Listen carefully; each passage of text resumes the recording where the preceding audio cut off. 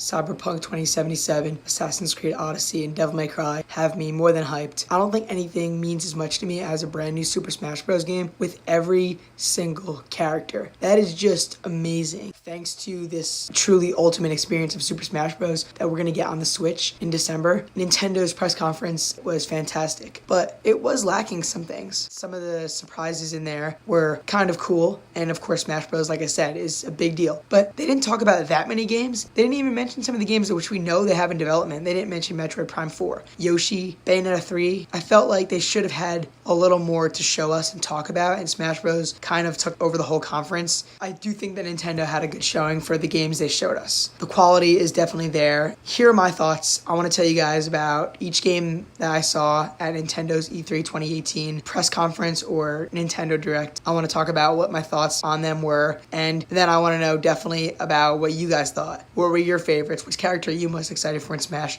And so forth. Shall we begin?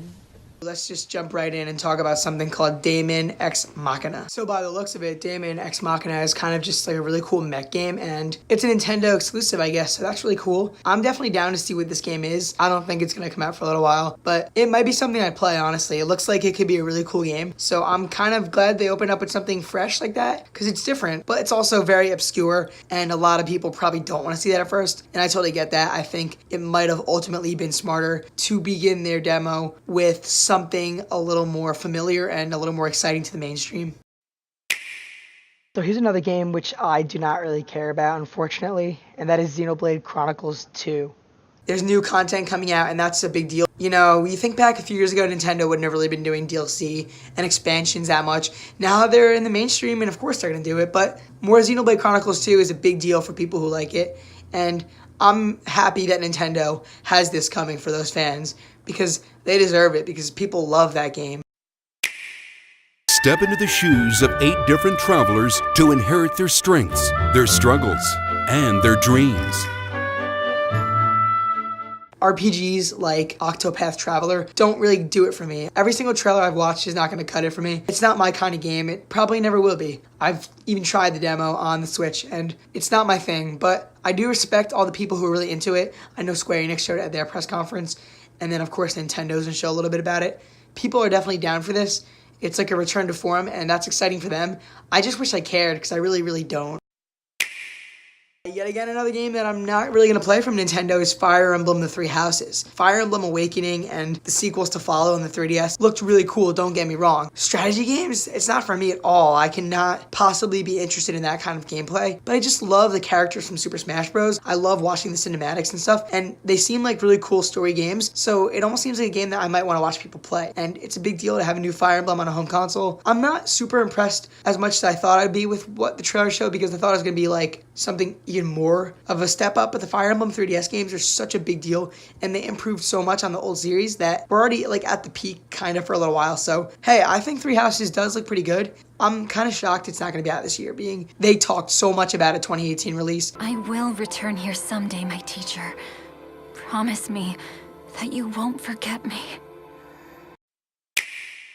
Splatoon DLC is actually coming out like now. It was supposed to come out later on, I believe August. They're pushing it. They're not going to push it back. They're pulling it ahead. They're bringing it to us right now. So that's extremely exciting. Unfortunately, Splatoon 2, like a lot of other games, it seems to be that I'm talking about for Nintendo's Direct from E3 2018, is not my thing. I don't really play it. I'm not really feeling it, but I've heard nothing but amazing things about it. And it looks awesome too. The visuals are nice.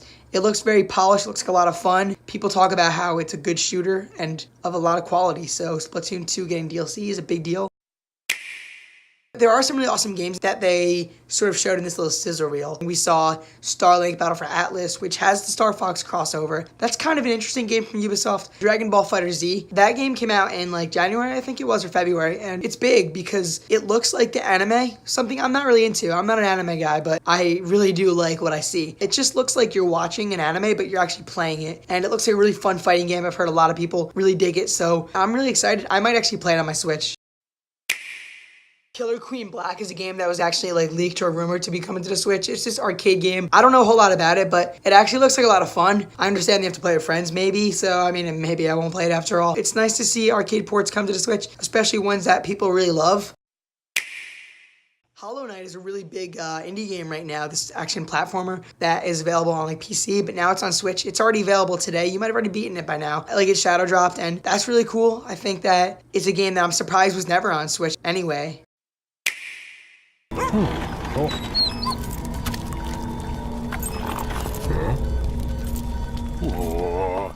Overcooked was one of the biggest party games recently, and it's big on the Switch, so Overcooked's popularity, of course, is going to have a sequel with it. And Overcooked 2 is coming out, and it looks like a lot of fun. I think that if you like the first game, there's no way you're not going to like the second game. It looks like a good time. I don't really have any experience with it, but I kind of want to try it out. I think it looks charming and delightful like the last game, so that's exciting. I think it's a big thing for people who are into it.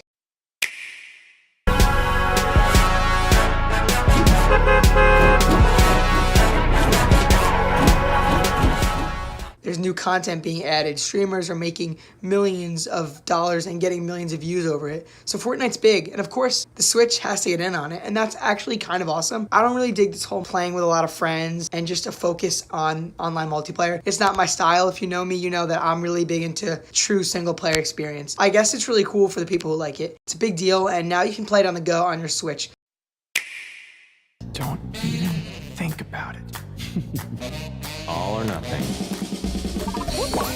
The new Mario Party game. It's called Super Mario Party, and it looks like it's going to be full of a bunch of awesome games, and it looks like they're going to get rid of some of the stuff that people don't like from the last few, because apparently the last couple Mario Party games left a bad taste in people's mouths. Super Mario Party is coming to the Switch in October. It looks like it's going to be a really fun party game. I mean, it's not a huge surprise, I feel like, but it's still a pretty solid surprise overall. Where will Nintendo Switch take you next? To a smashing invitational cheered by fans and challengers? Or on a journey through verdant fields and viridian cities in a timeless quest to catch them all? Let's Go Pikachu and Let's Go Eevee look kind of awesome, but at the same time, they kind of bother me and worry me. So here's the thing. I think that they look great. The graphics are absolutely stunning, and it's really nice being able to walk around your Pokemon. Yellow or Red and Blue kind of remake, like Generation 1, that's a great time of Pokemon. It's nostalgic for anyone. They look great, and I'm excited for that, but the whole Pokemon Go integration is a bit weird, I feel like. When it was a big deal and everyone was playing it, I had a good time with it. It's kind of exciting that you get to actually have your own Pokeball. It's cool. They're innovating, and that's very nice. But I don't like the idea of not being able to battle wild Pokemon, or like the whole game being kind of geared towards a casual audience, especially those who are big into Pokemon Go and not like core Pokemon games. So I don't know. It's kind of weird. I'm excited for it, but I just don't know that Nintendo's got me as hyped as they would with a normal Pokemon game. This Direct didn't show enough to make it any much more better than it already is. In the end, I do think that's pretty exciting.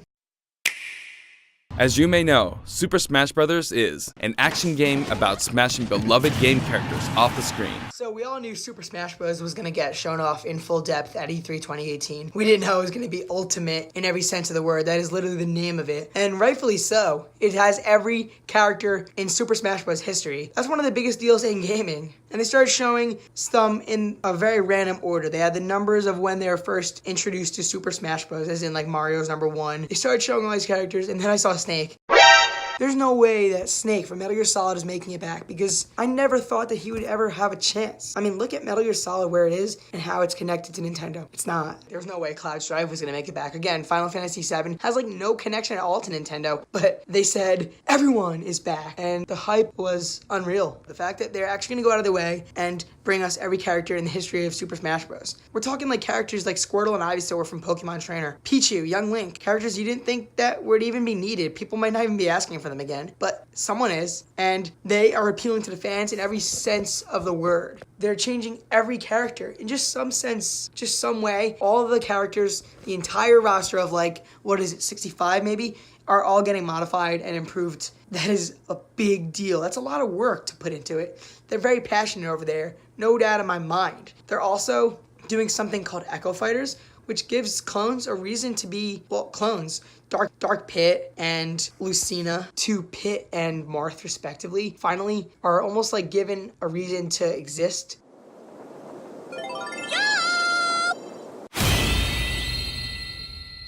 Daisy's a character. I'm surprised Daisy was never in Smash. I feel like she sort of fits. They have a lot of Mario characters, so why not add Daisy? That's cool. Princess Peach and Princess Daisy, that's dope.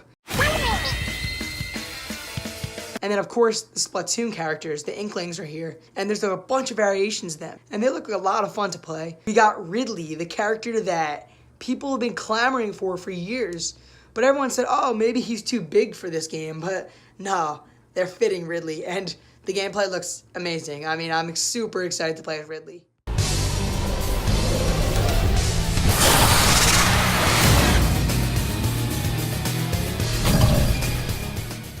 Your starting roster may be as small as the original Nintendo 64 game. So they're saying, like, we start off like Mario, Yoshi, Donkey Kong, Pikachu, Samus, Fox, Link, Kirby. That might have been all of them. And then from there, you get to unlock everyone. And that's talking like 60 character unlocks. And I'm a big fan of unlocking characters. I think it's a lot of fun. Super Smash Bros. Ultimate will probably let you unlock every character. And that's a lot of fun. I'm really down for that, for sure. Imagine the whole roster, though. Like, that's going to be crazy. This is why I'm excited for Smash more than, like, anything E3. Every character. I can't even fathom that. That's an incredible feat for them, and I'm very, very, very impressed. I thought it was going to come out in September with the online service. They're going to be a little later for that, and that's fine. I was a little disappointed with December release date, but then I was like, you know what? E3 just showed me a bunch of games that I need to play in September, October, and November. Like, a lot of games. And I don't beat games that quickly. I have other things to do, like most of us. So I'm down for a December release. That's kind of like right before the holidays. Perfect. Winter break, I'm literally just going to be playing Super Smash Bros. All day, every day. So that works for me, for sure.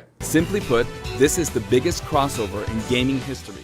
It was a lot of fun to watch, and a lot of games there got people hyped for sure, me included. I just felt like they were lacking. They didn't have a lot of games. They did have some pretty cool games, a couple of minor surprises, but like I said, a couple games that people need to know about. We're talking like Metroid Prime, we're talking Bayonetta, maybe an Animal Crossing and whatnot. We didn't get those, and I'm assuming we'll have to wait till next year. I'm a little conflicted on that overall. I hate to say it, but it almost seemed like they had a lot to say so much where they should have had it as a Smash Direct. It's fine if it was a Smash Direct, but it was an E3 Direct. I don't know why they didn't make any mention of Bayonetta 3 or Metroid Prime 4. And those two games are huge, particularly that of Metroid Prime 4. I think that the logo last year sent people flying out of their seats. So it would have been nice for a little tease. A lot of game developers and publishers have been doing that recently over the years. They give us teases, they give us little snippets, little logos and trailers that show nothing, but it's still exciting.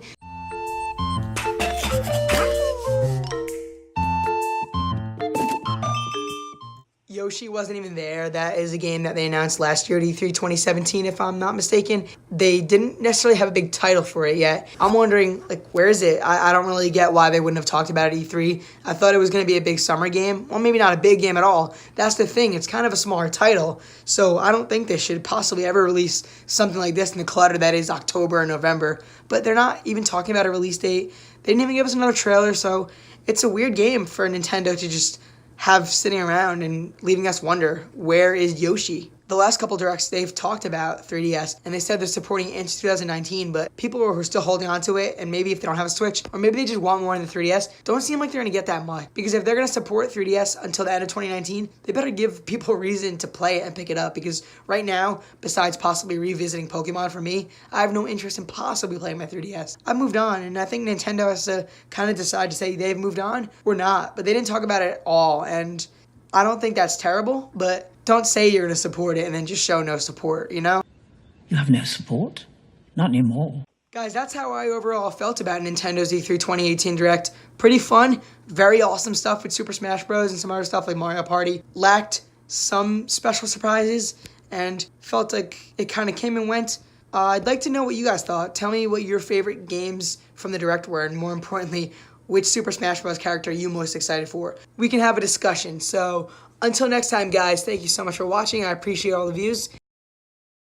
It's been a lot of fun. From here, I'll probably do some videos talking about E3 as well, in terms of my favorite games from the whole show, overall, the games that I was missing, and stuff like that. So I don't plan on shutting up about E3 yet, but soon enough. So thank you guys again. Bye. Have a beautiful time.